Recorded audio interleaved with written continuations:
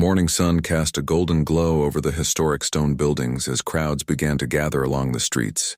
People had arrived hours before the scheduled event, clutching their phones and small British flags. Some brought flowers wrapped in clear cellophane, while others simply stood with their hands clasped together, waiting in respectful silence. Among the crowd was Margaret, a 72-year-old woman who had taken 2 buses to reach this spot. She wore her best coat, the navy one she saved for church and special occasions. Beside her stood a young mother named Sarah, holding her 5-year-old daughter Emma on her hip. The little girl wore a princess dress, slightly wrinkled from the journey, and kept asking when they would arrive. Nobody knew exactly what to expect that day. The announcement had come suddenly, just 48 hours before. The palace had released a brief statement saying that the Prince and Princess of Wales would make a public appearance. The message was simple and direct, with no elaborate details or explanations. This simplicity made it even more powerful.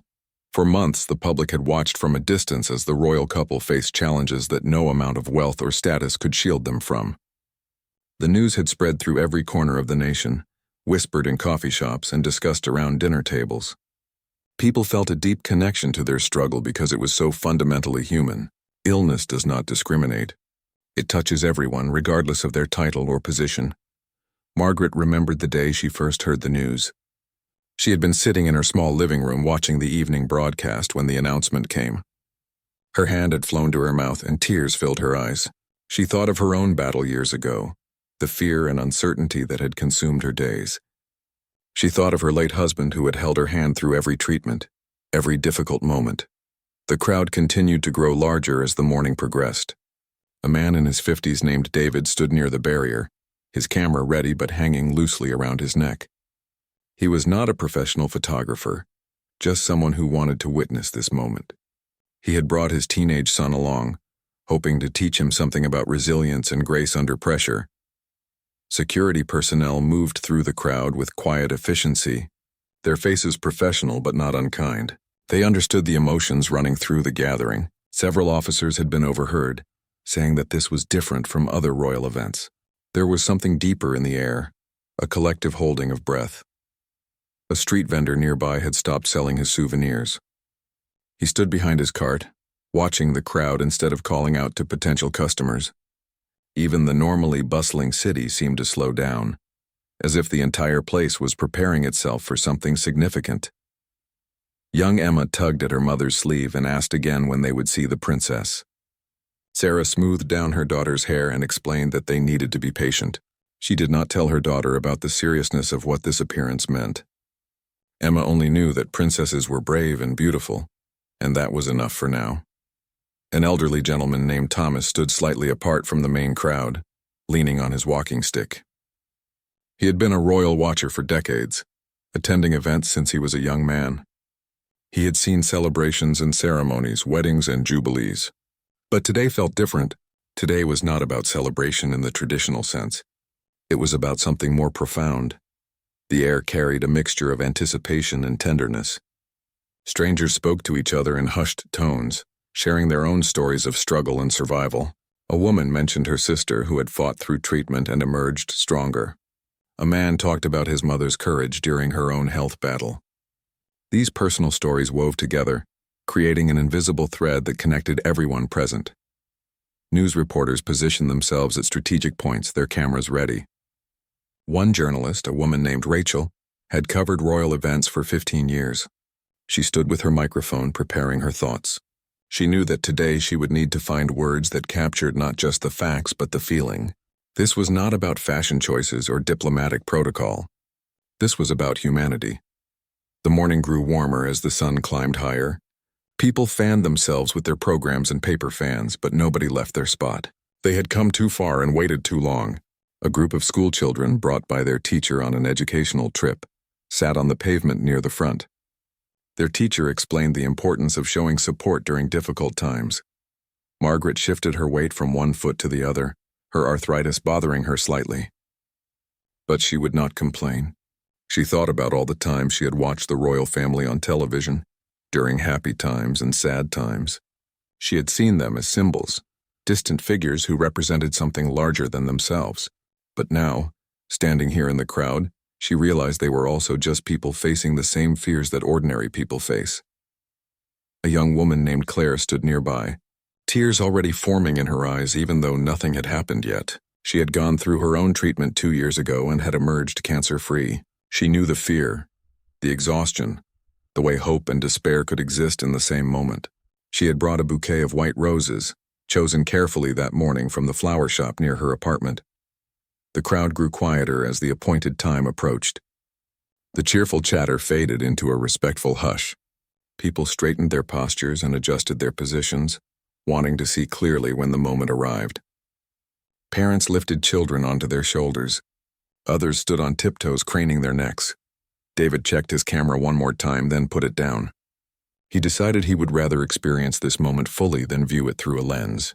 His son looked up at him with questioning eyes, and David simply nodded, placing his hand on the boy's shoulder.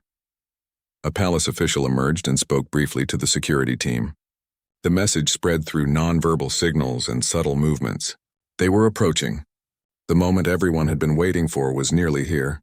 Margaret felt her heart beating faster. She clutched her small flag tighter and said a quiet prayer, the kind she had said many times during her own difficult period. She prayed for strength, for healing, for the courage to face whatever comes next. Sarah held Emma closer, feeling the weight and warmth of her daughter against her. She thought about how precious and fragile life could be, how quickly everything could change. She was grateful for this moment, grateful to be here, grateful to witness something that felt important and true. The street fell into an almost complete silence. Even the city sound seemed to fade away. People held their breath collectively, united in this moment of anticipation. They were not here as spectators to a show. They were here as fellow human beings, offering their presence, their support, their quiet solidarity. The waiting continued, but nobody minded. Some moments are worth waiting for. Then they appeared. The black car moved slowly down the street, its windows reflecting the morning light. The vehicle came to a gentle stop, and for a brief moment, everything seemed suspended in time. The door opened, and a collective gasp rippled through the crowd. Not loud, but deeply felt. William stepped out first, his face composed but showing the weight of recent months. He moved with the practiced grace of someone born into public life, yet there was something different about him now. His eyes scanned the crowd with a new depth of understanding, as if he had learned something profound about vulnerability and strength. He turned back toward the car and extended his hand. The gesture was simple, protective, full of unspoken love. Then Kate emerged, and the crowd fell into a deeper silence. She wore a coat in a soft shade of blue, elegant but understated. Her hair was styled simply, and she moved with careful deliberation. What struck everyone most was her smile. It was not the bright, effortless smile of earlier years. This smile carried something more complex, a mixture of courage and fragility, determination, and acknowledgement of difficulty. It was the smile of someone who had walked through fire and was still walking, still moving forward. Margaret felt tears streaming down her face before she even realized she was crying. She watched as Kate placed her hand in William's, watched how he held it with such tenderness. It reminded her of her husband, of how he had held her hand during her darkest days. She whispered thank you to no one in particular, or perhaps to everyone. Sarah lifted Emma higher so the little girl could see better. Emma pointed excitedly, whispering that the princess was pretty. Sarah nodded, unable to speak past the lump in her throat. She hoped her daughter would remember this moment, would someday understand what true strength looked like. The couple began walking toward the crowd, moving slowly, taking their time. William kept his hand at the small of Kate's back, a protective gesture that spoke volumes. Kate met the eyes of people in the crowd, really looking at them, acknowledging their presence. When they reached the barrier where people stood, Kate paused. An elderly woman held out a bouquet of flowers, her hands shaking slightly. Kate stepped forward and accepted them with both hands, bringing them close to her chest. She said something quietly to the woman, words that were only for her, and the woman nodded, tears falling freely. Claire found herself moving forward, her own bouquet of white roses held out. When Kate reached her, their eyes met, and something passed between them, an understanding that needed no words. Kate took the roses and touched Claire's hand briefly. That single touch said everything. I know. I understand. We are not alone. William spoke with a man who had called out words of support. He shook hands firmly, listened carefully, nodded with genuine appreciation. There was no rush, no sense that they were simply performing a duty. They were truly present, truly there with these people who had come to offer their love. A young boy, perhaps 8 years old, held out a handmade card. His mother had helped him write the message inside, words of hope and encouragement spelled out in careful letters. Kate bent down to the boy's level, something she had always done, showing respect for even the smallest person. She accepted the card and read the front, her eyes crinkling with genuine warmth. She said something that made the boy beam with pride. Thomas, the elderly royal watcher, found himself moved in a way he had not experienced in all his decades of attending events. He had seen grandeur and pageantry, had witnessed historic moments and grand celebrations. But this quiet moment of human connection, this simple act of showing up despite everything, touched him more deeply than any crown or ceremony ever had. The journalists captured images, their cameras clicking steadily. Rachel, the veteran reporter, found herself struggling to maintain professional composure. She had interviewed countless people, reported on wars and disasters, maintained her objectivity through everything. But watching this moment, she felt her throat tighten. She would write about it later, would find the right words, but right now she simply needed to witness it. Kate moved along the barrier, accepting flowers and cards, speaking quietly with people, listening to their stories. One woman told her about surviving her own health battle. Kate held her hand and listened intently, nodding, understanding in a way that only someone who has walked that path can understand. The woman walked away looking lighter, as if sharing her story with someone who truly understood had lifted a burden. A teenager handed Kate a drawing, a portrait done in colored pencils. The girl had spent hours on it trying to capture something essential. Kate studied the drawing carefully, admiring the detail and care. She thanked the girl with such sincerity that the teenager would remember this moment for the rest of her life. William spoke with a veteran who stood in his old uniform, medals pinned to his chest. The veteran had come to offer his respect to a different kind of courage. They spoke of service, of duty, of facing fear with determination.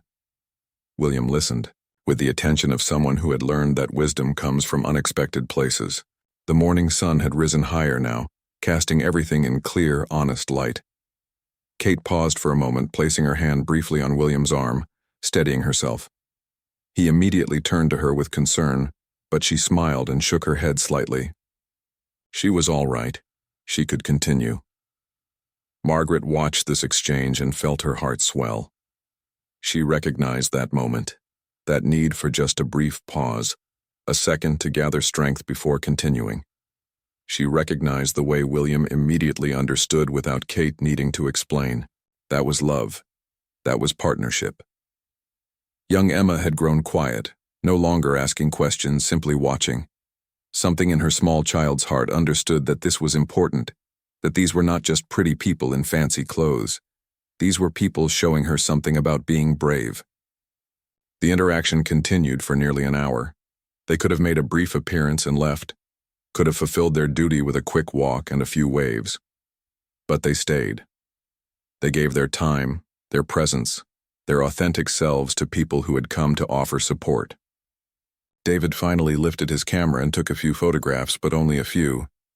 He wanted evidence that he had been here, that his son had witnessed this. But mostly he just watched, absorbing the lesson being taught without words. As they prepared to move on to the next part of their engagement, Kate turned back to the crowd one more time. She raised her hand in a gentle wave, and the gesture was met with applause that started softly and grew. It was not the usual enthusiastic cheering of a royal event. This applause was different, warmer, deeper. It was the sound of respect, of solidarity, of people saying, "We see you, we honor you, we are with you." The couple moved inside the building where the main event was scheduled to take place. The interior was filled with more people, representatives from various charities and organizations, healthcare workers, and individuals who had their own stories of struggle and survival. The atmosphere inside was different from the street, more intimate but equally charged with emotion. Kate and William were greeted by the event organizers, who had spent weeks preparing for this day. They had debated whether to proceed with the event, understanding the physical demands it might place on Kate. But she had insisted. She wanted to be there, wanted to use her experience to help others, to shine light on important issues that often remained hidden in shadows. Among those waiting inside was a nurse named Patricia, who had worked in oncology for 23 years. She had cared for countless patients, held hands, offered comfort, celebrated victories and mourned losses. She stood now in her best dress, clutching a small gift she had brought, something she hoped might offer comfort. Beside her stood James, a man in his early 40s who had completed his treatment 6 months ago. He had brought his wife Linda, who had been his rock throughout everything. They held hands tightly, both nervous and honored to be included in this gathering.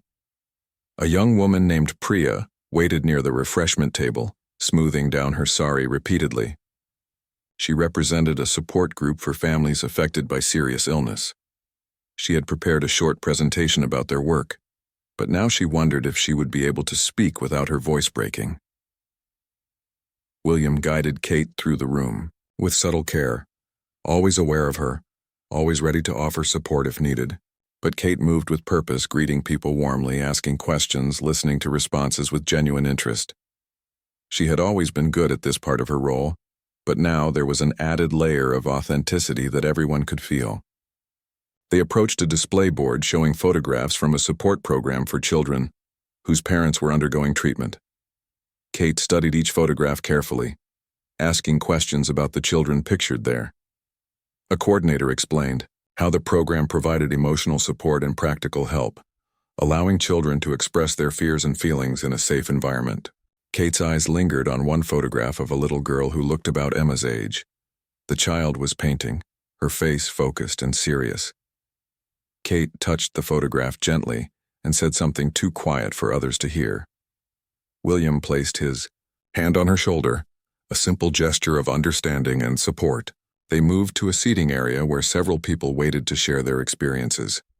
This part had been carefully planned, knowing that hearing from those who had walked similar paths could be both powerful and difficult. Kate sat down, folding, her hands in her lap, giving each person her complete attention. The first person to speak was Robert, a retired teacher who had been diagnosed 3 years earlier. He spoke about the fear, about telling his family, about the uncertainty of each day. But he also spoke about discovering an inner strength he never knew he possessed, about learning what truly mattered in life. His words were honest and unpolished, coming straight from his heart. Kate listened without interruption, her face showing that she understood every word on a level that went beyond sympathy. When Robert finished, she thanked him for his courage in sharing his story. She spoke briefly about her own journey, choosing her words carefully, offering enough to connect but respecting her own privacy and that of her family. Next came Maria, a young mother of 2 who had faced her diagnosis just after her youngest child's first birthday. She spoke about the guilt of being sick when her children needed her, about the fear of missing their milestones, about the fierce determination to fight for every moment with them. Her voice cracked several times and she apologized for crying. Kate reached out and took Maria's hand. She told her that tears were nothing to apologize for, that they were evidence of love, of caring, of being fully human. The 2 women sat there connected by shared experience, and everyone in the room felt the power of that moment. William spoke with families about the challenges they faced, about the practical and emotional support they needed. He asked thoughtful questions, took notes, made commitments to help where possible. He had always taken his responsibilities seriously, but there was a new urgency to his engagement now. This was not abstract anymore. This was deeply personal. Patricia, the oncology nurse, finally had her chance to speak with Kate. She had not planned to share her thoughts, had only intended to listen, but when the moment came, she found herself talking about her work, about the privilege of caring for people during their most vulnerable times, about what she had learned from her patients about courage and grace. Kate listened intently, then thanked Patricia with such heartfelt gratitude that the nurse felt tears welling up. Kate told her that people like Patricia, who showed up day after day to care for others, were true heroes. Patricia would carry those words with her for the rest of her career. James and Linda shared their story together, speaking in turns, finishing each other's sentences the way long-married couples do. They talked about how the experience had changed them, had taught them to appreciate small moments, had shown them the depth of their love for each other. They spoke about the fear that still lingered even after treatment ended, the worry that it might come back. William nodded with understanding. He spoke about living with uncertainty, about choosing to focus on each day rather than being paralyzed by worry about tomorrow. His words came from experience now, not just empathy. He knew what it was like to watch someone you love face something you cannot fix or control. Priya finally gave her presentation, her voice steadier than she expected. She explained the work. Her organization did, the families they helped, the needs that still existed. Kate asked questions about specific programs, about how they measured success, about what more could be done. She was not just making polite conversation. She was gathering information, already thinking about how she might help. Throughout all these interactions, photographers documented the event, but they did so respectfully, understanding that this was not about getting dramatic shots. This was about bearing witness to meaningful connections, to honest conversations, to moments of shared humanity. The organizers had arranged for light refreshments, and during this informal time, more conversations took place. Kate spoke with a group of young adults who had formed their own support network after going through treatment in their 20s. They shared their experiences of facing illness at an age when they should have been carefree, about feeling isolated from peers who could not understand, about rebuilding their lives afterward. William chatted with healthcare professionals about the challenges they faced in providing comprehensive care, about resource constraints, about the emotional toll of their work. He listened to their suggestions for improvements, their insights about what worked and what needed to change. An older gentleman named Arthur approached Kate during this time. He had been treated at the same hospital where Kate had received care, though they had never met there. He simply wanted to thank her for being open about her experience, for using her platform to raise awareness, for showing that this was nothing to be ashamed of. His eyes were damp as he spoke, and Kate hugged him gently. The event had been scheduled to last 90 minutes, but it stretched longer as Kate and William were reluctant to rush through conversations. They understood that people had come not just to see them but to be seen, to have their experiences acknowledged, to feel less alone. They honored that by giving their time generously. As the event drew toward its close, Kate was asked if she would say a few words to everyone gathered. She had not prepared a formal speech, but she stood and spoke from her heart. She talked about the journey she had been on, about the love and support that had sustained her, about the healthcare professionals who had cared for her with such skill and compassion. She talked about the importance of hope, of community, of not facing challenges alone. Her voice was soft but steady, and every person in the room hung on her words. She spoke about fear and uncertainty, but also about gratitude and perspective. She acknowledged that her journey was not over, that she faced ongoing challenges, but that she was determined to use her experience to make a difference. When she finished, there was not a dry eye in the room. William stood beside her, his pride and love evident in his expression. He added his own words, thanking everyone for their support during what had been the most difficult period of their lives. He spoke about the strength he had witnessed in Kate, in their children, in the medical staff who cared for them, and in all the people he had met who were facing similar battles. The applause that followed was warm and sustained. People stood, not in a formal gesture but in a spontaneous expression of respect and connection.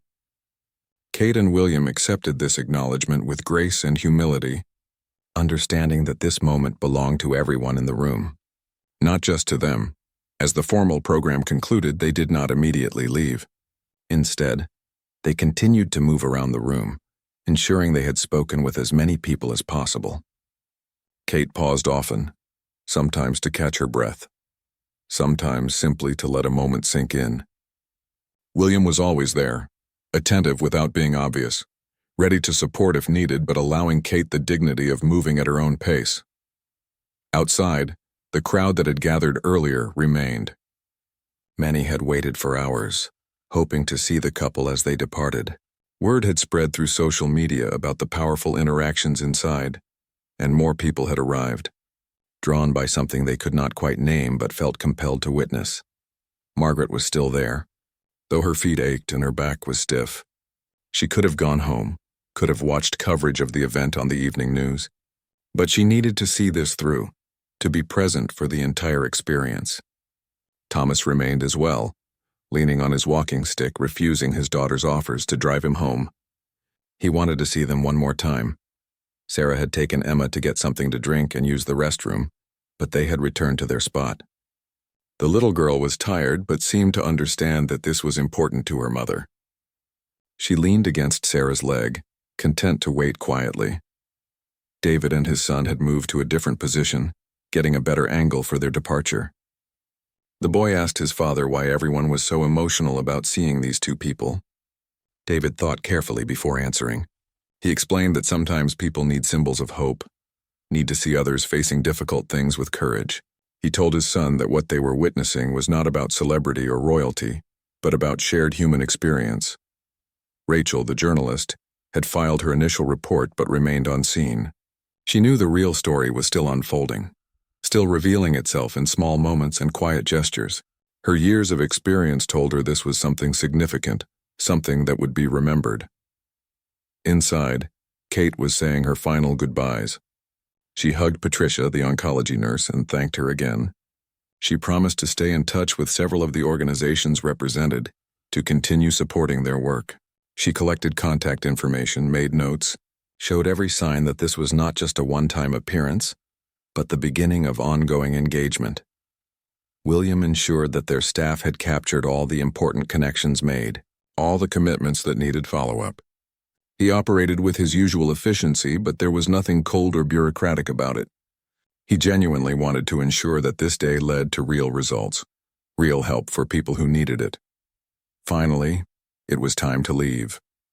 Kate took a moment in a private room to rest briefly, to gather her energy for the final walk through the crowd. A staff member offered to arrange for the car to pull up to a private exit to spare her the additional physical demand. Kate declined politely.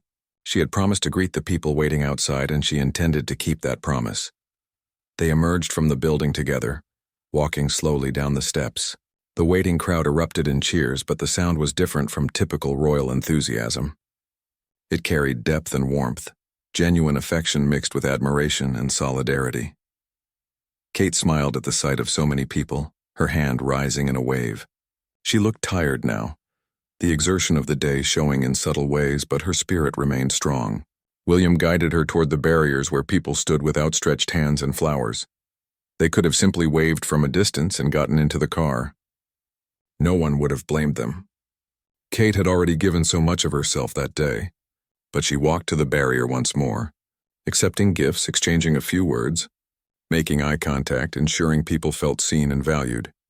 Margaret found herself at the front of the crowd by sheer chance, as people shifted to allow the elderly woman a better view.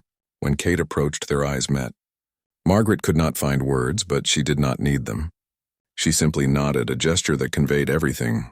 Kate nodded back, a moment of recognition between two women who had walked similar paths. Claire, who had given her white roses earlier, watched from her position further down the barrier. She felt changed by this day, as if something heavy she had been carrying had been lightened. She was not alone in her experience. Others understood. Others had survived. She could survive too. Emma finally spoke, her small voice clear in a brief pocket of quiet. She called out that the princess was beautiful. Kate heard her and smiled, walking over to where Sarah held her daughter. She spoke to Emma directly, asking her name, complimenting her dress. The little girl would talk about this moment for years, not fully understanding its significance, but knowing it was special. Thomas watched with his experienced eye, cataloging the details, noting how this compared to other royal events he had witnessed. He concluded that in all his decades of royal watching, he had never seen anything quite like this. This was history, not because of pageantry or ceremony, but because of authentic human connection. William thanked the crowd for their support, his voice carrying genuine emotion. He spoke about how much it meant to him and his family to feel the love and encouragement of so many people. He asked them to remember all those who were facing similar challenges, to support the organizations working to help them, to create a society where people did not have to face difficult times alone. The sun was beginning its descent toward the horizon now, casting everything in golden afternoon light. The day that had started with anxious anticipation was moving toward its close, but the impact of what had transpired would linger far longer. Kate and William made their way to the car, pausing once more to wave. Kate placed her hand over her heart in a gesture of gratitude, and the crowd responded with sustained applause. They got into the car, and as it pulled away slowly, people waved flags and flowers, calling out messages of love and support. The car disappeared down the street, but the crowd did not immediately disperse. People stood in place as if unwilling to let the moment end. Strangers talked to each other about what they had witnessed, sharing their thoughts and feelings. Some exchanged contact information, having bonded over this shared experience. Margaret finally began her journey to the bus stop, her feet protesting every step, but her heart full. She had come today hoping to offer support, but she had received something too. She had been reminded that suffering, while deeply personal, is also something that connects us to others. She had been reminded that courage comes in many forms, including the simple act of showing up. Sarah carried Emma, who had fallen asleep against her shoulder, tired from the long day.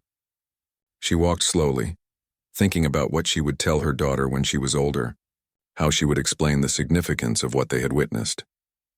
David and his son walked to their car in companionable silence. The boy was processing what he had seen, beginning to understand what his father had tried to teach him. They would talk about it more on the drive home, would discuss courage and vulnerability and the strength it takes to face fear publicly. The journalists began filing their final reports, searching for words adequate to capture the day's events. Rachel sat in her news van, struggling with her closing paragraph. How did you describe something that transcended typical news coverage? How did you convey the emotion, the significance, the profound humanity of what had occurred? The evening news broadcasts led with the story. Footage showed Kate and William's arrival, their interactions with the crowd, the visible emotion of everyone present. But the images, as powerful as they were, could not fully capture what those who had been there experienced. Something essential always gets lost in translation from lived experience to recorded media. Social media exploded with reactions. People who had been present shared their photographs and videos, many adding personal commentary about how the experience had affected them. Hashtags trended worldwide, not driven by organized campaigns but by genuine public interest and emotion. People from around the globe added their own messages of support and shared their own stories. In homes across the country and beyond, families watched the coverage together.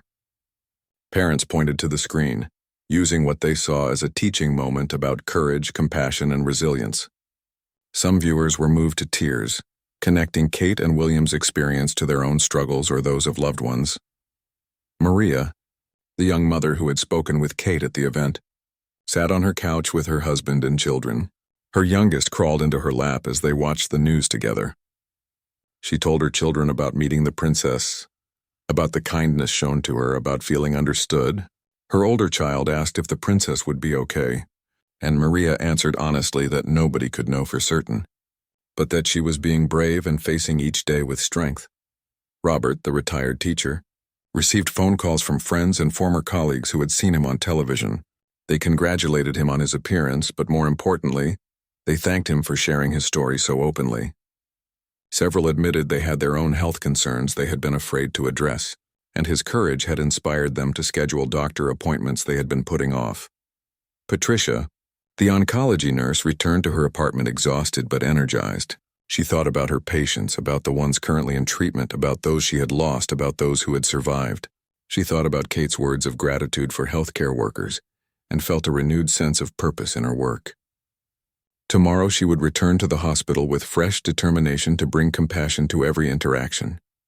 James and Linda sat in their living room, holding hands just as they had during the event. They did not need to speak much. They had shared something profound that day, had been part of something larger than themselves. Linda squeezed her husband's hand, grateful for his presence, grateful for their continued journey together. Claire wrote in her journal that night, something her therapist had encouraged her to do regularly. She wrote about meeting Kate, about the brief touch of hands, about feeling truly seen and understood. She wrote about the white roses she had given, about how symbolic it felt to offer something pure and hopeful. She wrote about feeling less alone in her journey. Priya received messages from other support group coordinators, excited about the attention their work had received. They discussed potential new partnerships, increased funding opportunities, and ways to expand their services. The visibility from this event could translate into real help for real families, and that possibility filled them with hope and determination. Arthur, the older gentleman who had received a hug from Kate, told his wife about the encounter over dinner. His wife had stayed home, thinking he would be more comfortable going alone. But hearing him describe the warmth and sincerity of that brief embrace, she wished she had been there. She hugged her husband tightly, grateful for his recovery, grateful for his presence in her life. The organizers of the event held a debriefing session later that evening, reviewing what had worked well and what could be improved for future events. But mostly they marveled at what had transpired. They had expected a successful event, but what had occurred exceeded their hopes. The genuine connections made, the authentic conversations shared, the emotional impact on everyone present, all of this represented something far more meaningful than they had anticipated. News analysts and commentators offered their perspectives on various programs. Some focused on the royal angle, discussing what this appearance meant for the monarchy's relationship with the public. Others emphasized the health advocacy aspect, talking about the importance of raising awareness about cancer and supporting those affected by it. Still others discussed the human interest element, the universal themes of courage and vulnerability that resonated across cultures and borders. But perhaps the most meaningful responses came from ordinary people who felt moved to share their own stories. Support groups reported increased participation. Helplines received more calls from people seeking information or support. Fundraising for related charities saw a surge. The event had catalyzed something, had opened conversations that had been waiting to happen. In a hospital across town, a woman named Helen was undergoing treatment. She had spent the day in the infusion center, the medicine dripping slowly into her veins. When her daughter visited that evening and told her about Kate's appearance, showed her the coverage on her phone, Helen began to cry. Not from sadness, but from feeling less alone. If someone in such a public position could face this with dignity and openness, then so could she. A man named Connor, who had been avoiding dealing with concerning symptoms, finally admitted to his partner that he needed to see a doctor. Watching William's obvious devotion to Kate, his protective care and unwavering support, made Connor realize how his avoidance was affecting his loved ones. Sometimes courage means asking for help, means facing fears rather than hiding from them. Teachers in schools the next day found students asking questions about what they had seen on the news. Young people wanted to understand what cancer was, why people got sick, how families dealt with difficult situations.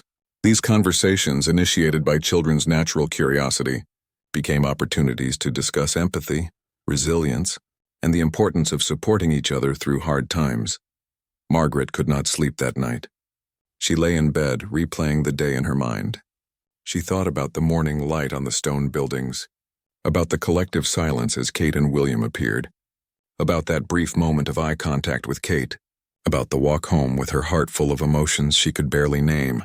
She thought about her late husband and whispered to him about what she had witnessed, as if sharing it with him somehow. Thomas wrote in his royal event diary, a practice he had maintained for decades. But his entry for this day differed from his usual factual recordings. He wrote about emotion and connection, about witnessing something that transcended protocol and ceremony. He wrote that in all his years of following royal events, this might be the most important one he had ever attended, not for its grandeur, but for its humanity. Sarah checked on Emma before going to bed. The little girl was fast asleep, her princess dress draped over a chair, the memory of her day present even in sleep. Sarah thought about what she wanted Emma to learn from life, about the values she hoped to instill. Today had provided a perfect example of grace under pressure, of showing up even when things are hard, of using whatever platform you have to help others. David sat with his son after dinner, looking through the few photographs they had taken.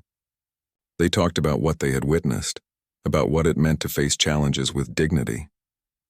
The boy asked thoughtful questions, and David answered as honestly as he could. This was the kind of experience that shapes character, that teaches lessons no textbook could convey. Rachel finally submitted her article late that evening. She had revised it multiple times, trying to capture the essence of what had occurred. In the end, she wrote from her heart rather than relying solely on journalistic detachment. She described the emotion in the crowd, the authenticity of the interactions, the sense that everyone present had been part of something significant. Her editor read it and decided to run it as written, understanding that sometimes the most important stories are the ones that touch us personally. In the palace, staff who had accompanied Kate and William to the event discussed the day's success, but more than analyzing logistics or media coverage, they talked about the impact they had witnessed. Several staff members admitted feeling emotional during the event, moved by what they had seen. They expressed admiration for Kate's strength and William's devoted support. Kate and William themselves spent the evening quietly with their children. They had fulfilled their public duty, had given much of themselves to the event and the people they met. Now they needed time to simply be a family, to find comfort in each other's presence, to process everything that had happened. Kate felt exhausted, but satisfied. The day had been physically demanding, but it had also been meaningful. She had connected with people who understood her experience, had offered what support she could, had used her platform to raise awareness about important issues. Despite everything, she had shown up. She had been present. She had made a difference. William looked at his wife with a mixture of love and admiration. He had watched her face her fears, had seen her give generously of herself even while dealing with her own challenges. She was stronger than anyone he had ever known, and he felt privileged to stand beside her through all of this. In the days and weeks that followed, the impact of that single day continued to ripple outward like waves from a stone dropped in still water. The event had ended, but its effects were just beginning to be fully understood. Hospitals and cancer centers reported increases in people scheduling screenings and consultations. The open discussion of illness, the visible courage displayed in facing it, had helped reduce some of the fear and stigma that often prevented people from seeking help. Doctors noted that patients seemed more willing to discuss their concerns, more open about their fears and questions. Support groups found their membership growing. People who had been dealing with their challenges in isolation reached out for community and connection. The realization that they were not alone, that others understood their experience, provided comfort and strength. Group facilitators worked to accommodate the increased interest, expanding meeting times and locations. Fundraising campaigns for cancer research and patient support services exceeded their goals. Donations poured in from people motivated by what they had witnessed, wanting to contribute to causes that suddenly felt more personal and immediate. The money would fund research, provide services, support families dealing with the practical and emotional costs of illness. Margaret found herself thinking about the day often. She would be doing ordinary things, washing dishes or tending her small garden, when a memory from that morning would surface. The golden light on the buildings, the hush that fell over the crowd, the moment Kate's eyes met hers. These memories brought comfort, a sense of having been part of something meaningful. She began volunteering at a local support group for cancer survivors, something she had considered before but never acted upon. The event had reminded her that her own experience could be valuable to others, that sharing her story might help someone else feel less alone. She discovered that in helping others, she continued to heal herself. Sarah enrolled Emma in a children's program that taught about empathy and community service. The day had made her think more deeply about the values she wanted to instill in her daughter.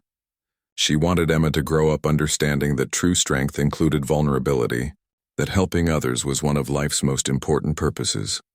They looked through their photographs from that day regularly, and Sarah told Emma the fuller story she had been too young to understand in the moment. She talked about courage coming in different forms, about how showing up and being present for others was its own kind of heroism. David's relationship with his son deepened after their shared experience. They talked more openly about difficult subjects, about fears and challenges, and the importance of facing them with integrity. The boy became more thoughtful, more aware of others' struggles, more compassionate in his interactions. The lesson he learned that day continued to shape his character. Thomas added the photographs from that day to his collection of royal memorabilia, but these held special significance. They represented not just another event attended, but a pivotal moment in his understanding of what truly mattered. In his later years, he would tell this story more than any other, would speak about the day he witnessed genuine humanity transcend all the pomp and ceremony. Claire's healing journey took a positive turn. The connection she felt that day, the sense of being understood and not alone, helped her move forward with renewed hope. She became active in advocacy, sharing her story to help others, participating in awareness campaigns. The white roses she had given became symbolic for her, representing the offering of hope and beauty even in difficult circumstances. Patricia returned to her work at the hospital with a renewed sense of calling. She had always been dedicated, but Kate's words of gratitude had reminded her of the profound importance of her role. She paid even more attention to small kindnesses, to taking time with patients, to seeing each person as an individual facing their own unique battle. She started a mentoring program for new oncology nurses, teaching them not just the medical skills they needed, but the emotional and spiritual aspects of caring for people in crisis. She shared what she had learned over her years of service, including the insights from that memorable day. James and Linda's marriage grew even stronger. The experience of attending the event together, of being part of something larger than themselves, had reinforced their bond. They made a point of attending more events together, of seeking out opportunities to support causes they cared about. They had learned that healing was not just a personal journey, but a communal one. Priya's organization received the increased funding and partnerships they had hoped for. They were able to expand their services, reaching more families, providing more comprehensive support. Every time she welcomed a new family to their programs, she thought about that day and the connections made there. One event had opened doors that would help countless people. Robert continued sharing his story publicly, accepting invitations to speak at various events and gatherings. He had discovered a new purpose in his retirement, using his experience to encourage others and raise awareness. He spoke with the authenticity that comes from lived experience, and people responded to his honesty and courage. Arthur maintained his recovery and became an advocate for early detection and regular health screenings. He shared his story with friends and family, encouraging them not to put off concerning symptoms or routine checkups. He credited Kate's openness with giving him the courage to speak more freely about his own health journey. The journalists who covered the event found their reporting had struck a chord with audiences. Rachel received numerous messages from readers who thanked her for capturing the emotion and significance of what had occurred. She used her platform to continue highlighting human interest stories, to showcase courage and resilience in ordinary people facing extraordinary challenges. The event organizers used their success as a model for future engagements. They had learned that authenticity resonated more deeply than polished perfection, that vulnerability could be a strength rather than a weakness. They planned future events with this understanding, creating spaces for genuine connection and meaningful conversation. In schools and communities, discussions about health, resilience, and supporting each other during difficult times became more common. Teachers incorporated lessons about empathy and courage into their curricula. Community groups organized support networks and awareness campaigns. The ripple effects continued spreading. Kate herself continued her journey, facing good days and challenging ones with the same quiet determination she had shown at the public event. She remained engaged with the causes she cared about, using her platform to advocate and raise awareness. She received countless letters from people thanking her for her openness, sharing their own stories, offering support and love. These letters reminded her that her experience, difficult as it was, could serve a larger purpose. She could not control everything about her situation, but she could choose how to respond to it. She could choose to use her voice to help others, to reduce stigma, to encourage compassion and support. William continued to be her steadfast partner, supporting her while also managing his own emotions and responsibilities. He had learned profound lessons about love, about what truly mattered, about the strength required to support someone through their darkest times. These lessons shaped how he approached all aspects of his life and work. The children, while shielded from many details, absorbed lessons about courage and family. They learned that difficult times were part of life, but that facing them together with love and support made all the difference. They learned that their parents were strong not because they never struggled, but because they kept going despite struggles. Months later, people would still reference that day. They would say they had been there, or they would mention having watched the coverage. The event had become a touchstone, a shared cultural moment that meant something different to each person but resonated universally. For some, it was about courage in the face of illness. For others, it represented the power of authentic connection over polished performance. For still others, it symbolized hope and the importance of community support. Each interpretation was valid, each response genuine. Margaret never forgot that moment when Kate's eyes met hers. She had felt seen, understood, connected to something larger than herself. When she eventually passed away years later, peacefully in her sleep, her children found her diary entry from that day. She had written about hope, about courage, about the power of showing up for each other in difficult times. The day that had started with nervous anticipation, with crowds gathering in early morning light, had become something more than anyone expected. It had become a demonstration of shared humanity, of the threads that connect us all regardless of our circumstances. It had shown that the most powerful moments often come not from grand gestures, but from simple, authentic presence. Kate and William's appearance that day had stirred deep emotion among the public, not because of ceremony or spectacle, but because it was real. They had shown up as themselves, vulnerable yet strong, facing challenges yet refusing to hide. They had honored those gathered by being fully present, by listening, by connecting, by acknowledging shared struggles and shared hopes. In the end, what people remembered most was not the